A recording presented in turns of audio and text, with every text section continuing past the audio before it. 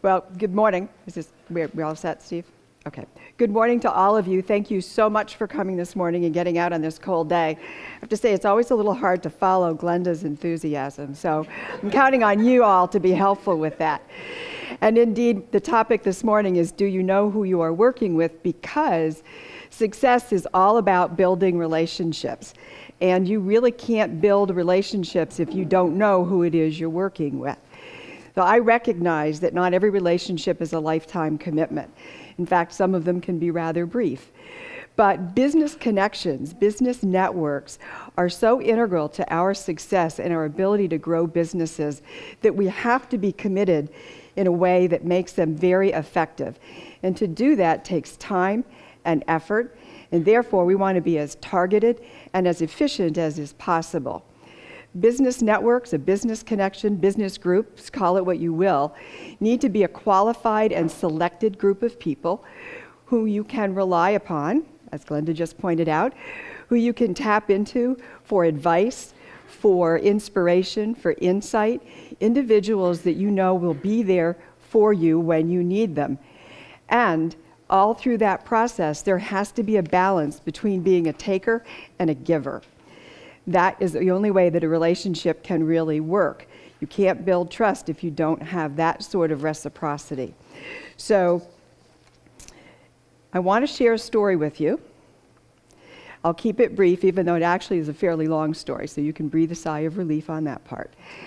I serve on the board of a not-for-profit agency, and the chairwoman of the board was stepping down. Her term was up from a leadership perspective. And at that particular board meeting, of course, the CEO of the organization was providing the obligatory remarks. He talked very kindly about her leadership. He talked about her wisdom, all of the support that she gave him, and handed her then a lovely gift from the organization. He then said, "I need to speak personally." And I have to tell you, it was very emotional for him, and you could see that. And he began to talk about the way she made him feel. He talked about a number of situations where her intense interest in him as an individual, as a person, mattered greatly. And the example that he shared with us was fairly current. It was a situation where his mom had been diagnosed with cancer. Of course, there's a lot of upheaval with that. It was difficult. He was, of course, somewhat distracted. Throughout that process, what he described was her continued focus on him as a person. And he said that no matter how busy she was, no matter how difficult the topic was that they needed to speak about, her first question, without fail, was always, "How's Mom?" And they always talked about what was important to him first. For him, that was the beginning, well, not maybe even the beginning as much as the continuation of the cultivation of a relationship that mattered greatly to their ability to work together, but for him to feel so valued as not just a leader of the organization, but as a person to this particular leader. To the point where, as he described it, when he left the hospital after his mom's surgery, he had 2 phone calls to make. One of them was to the chairperson of the board. So think about that, please, as you conjure up what you think is important to making a good relationship. Because in this case, her genuine interest in him, her authenticity, the empathy that she showed and demonstrated repeatedly with consistency in her behavior, that's what helped them begin to open up and build the trust that was necessary for them to really get through some tumultuous times for that organization in a far more productive way than it otherwise would have been. So there's no question about the fact that over time, and it does take time, they really began to know who they were working with. So today, we're going to spend a little bit of time talking about what makes up good relationships. And through that process, we're going to get some tips about how to find out who it is you're working with, or who maybe you want to work with, is maybe the way I should have entitled it. So, this is the audience participation part. So, Steve hates this part, but he's indulging me. I want you to think about and shout out just some words, some behaviors that you think are essential for establishing and cultivating good relationships. And so, for example, if you think teamwork might be a good example. Empathy, I've mentioned. What do you think? And I'll repeat it so that we've got it on the recording. Integrity, trust, communication, respect. Look how good you guys are, see? Without even any prompting. So the point here is that there are all sorts of behaviors that make up good relationships, except for what Mark Breimer just said. There's always one in every group. Well, that's true too. So I'm going to completely lose my train of thought here. So the point is that a lot of these behaviors are similar, some overlap. There's a lot of synonyms here. So I want to boil this down to 3 that I think are really key to this. So it's time, trust, and making it personal. So time. I know as you're looking at this slide, what you're seeing is that 80-20 thing. And while I don't see your eyes rolling in the back of your head, I can feel them and hear them rolling into the back of your head. Nobody's got that kind of time to commit.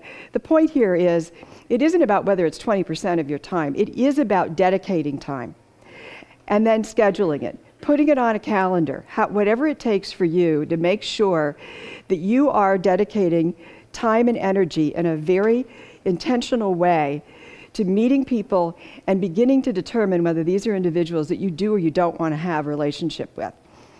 And let's be sure we're talking business relationship here, okay? So in that process of being prepared, you need to figure out what you want to know from that person. You can't just go into this with the idea of, oh, we'll just chat over some coffee and it'll all be fine.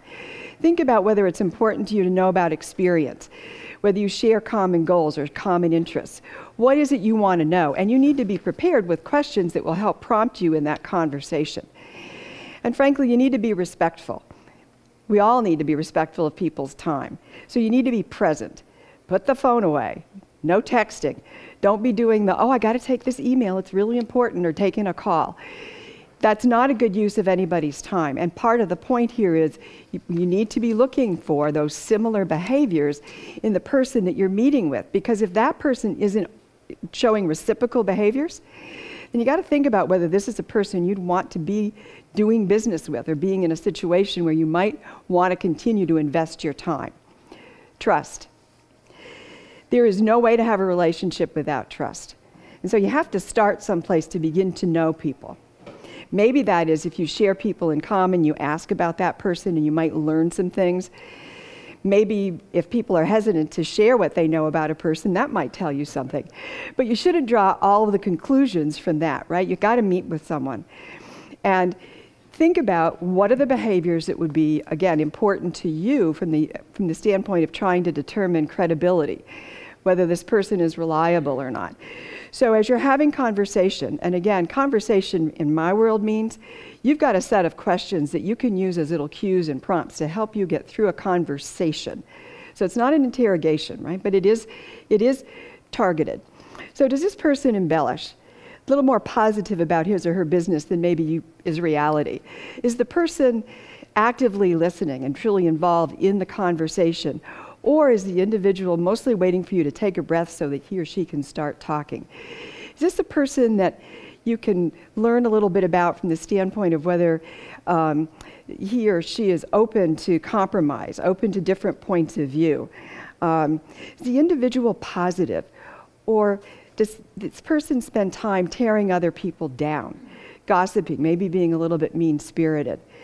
So those are just some examples. This really is about determining how you would define credibility, what is the basis for trust that you need, and trying to figure out over time whether the person that you're speaking with can demonstrate the kinds of behaviors, the sort of character that you'd like to be involved with. And frankly, this is the part where there's also a little self-reflection about one's own behaviors. So thinking a little bit about what you do and how are you coming across in this process. And then the idea of making it personal is really, centered on empathy and authenticity, because those are the sorts of behaviors that help connect people. And candidly, you can't fake it until you make it with these. You can't pretend to be authentic, right? You can't pretend to be sincerely interested. So think a little bit about the relationship that I described between this chairperson of this board, a really powerful leadership role, and this CEO. And over time, the kind of bond that they built because of a genuine interest that she displayed in him that allowed him to begin to trust her in a way that really mattered. It is a reciprocal process, and if you can't develop that, then from my perspective, you can't really have a relationship. We need to remember that every opportunity begins with an encounter. And if we don't take good advantage of that encounter, if we don't do the things that are necessary to begin to establish and determine whether you want to have further encounters, then likely there's an opportunity that's lost forever. And frankly, if you were early on in that encounter, if it's clear to you that this isn't going to go anywhere, I think we have to work as hard at that sort of an encounter, maybe even harder, than we do if we think there is an opportunity there that we want to pursue. Because how people feel about that exchange, how people feel about being let down perhaps, is as important as the euphoria of, oh yes, hallelujah, amen, I've got a referral. Because what they remember is how you made them feel, and vice versa. How did you feel about that situation? Reputation matters, and it carries with us forever. So I'll get it out. So this idea of making it personal is really about who we are and how we portray that. So, before I finish, what questions, comments, concerns do you have for me? Any? Wow, it's very quiet. I just have a comment.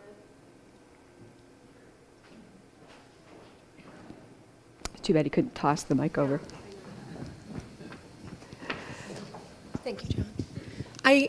I really believe that we become so afraid sometimes with people that we don't make those connections with them, and we don't even believe that we can do it well. And yet, it is the thing that I think allows us to become really human with each other. So I am 100% in agreement in my own belief system that how you treat somebody along the way is just as important as the business you do with them. So. I agree. Anyone else? Dale? Whoop. Yeah, I liked your comment about having a plan too, and you know, sometimes we get a little caught up in how detailed a plan should be, but I think just going into the meeting with a mindset that I'm going to be looking for a way to help this person, that's enough of a plan to really get us there. Mm-hmm.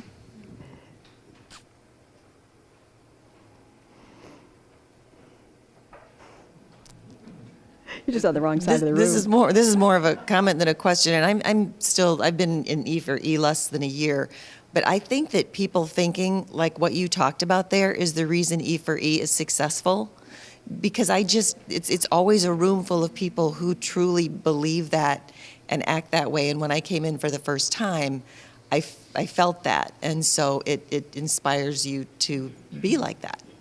Thank you, Mary. Yes, I agree. So when I talked early on about the idea of your business network needs to be a qualified and selective group of people who you can count on and so on, that is really a lot of the basis for this organization. So thank you for those comments.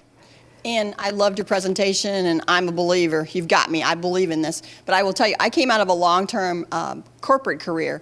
And, you know, when my boss would observe me trying to build relationships and taking the time, you know, sometimes he was critical of me taking that time, and he didn't really see the payoff. Yeah. So would you have any thoughts about how you can, you know, deal with that if you're in an environment where that's what your mission is, but you don't have that kind of support?